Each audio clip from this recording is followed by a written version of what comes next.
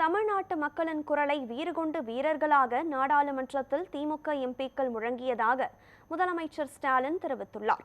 இது தொடர்பாக அவர் வெளியிட்டுள்ள அறிக்கையில், நாடாளுமன்ற குளிர்கால கூட்டத்தொடரில் திமுக எம்பிக்கள் மற்ற மாநில எம்பிக்களுக்கு முன்னோடியாக செயல்பட்டதாக பெருமிதம் தெரிவித்துள்ளார். திமுக எம்பிக்கள் என்ன பேசுகிறார்கள், நாட்டை உலுக்கும் முக்கிய பிரச்சனைகளில் திமுகவின் நிலைப்பாடு என்ன என்பதை நாடே உன்னிப்பாக கவனிக்கும் நிலை ஏற்பட்டிருப்பதை நினைத்து பெருமைப்படுவதாகவும் முதலமைச்சர் கூறியுள்ளார்.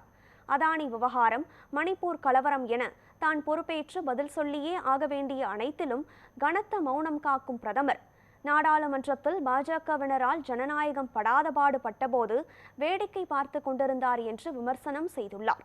குளிர்கால கூட்டத்தொடர் குறித்து நாடாளுமன்ற விவகாரங்கள் துறை வெளியிட்ட செய்திக்குறிப்பில், மக்களவையானது 54 விழுக்காடும் மாநிலங்களவை 40 விழுக்காடும் தான் ஆக்கப்பூர்வமாக செயல்பட்டதாக குறிப்பிடப்பட்டுள்ளது மிகவும் வேதனையானது என்று குறிப்பிட்டுள்ளார்.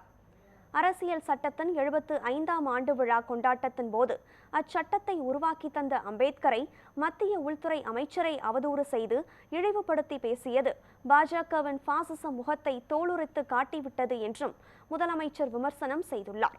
இவ்வளவு கலேபரத்திலும் திமுகவின் மாநிலங்களவை, மக்களவை உறுப்பினர்கள் தங்கள் ஜனநாயக கடமையாற்ற தவறவில்லை என்று கூறியுள்ள முதலமைச்சர் ஸ்டாலின், டி.ஆர். பாலு, கனிமொழி, ராசா போன்ற அனைவரும் ஒவ்வொரு விதத்தில் மத்திய அரசை தட்டி எழுப்பினார்கள் என்று தெரிவித்துள்ளார்.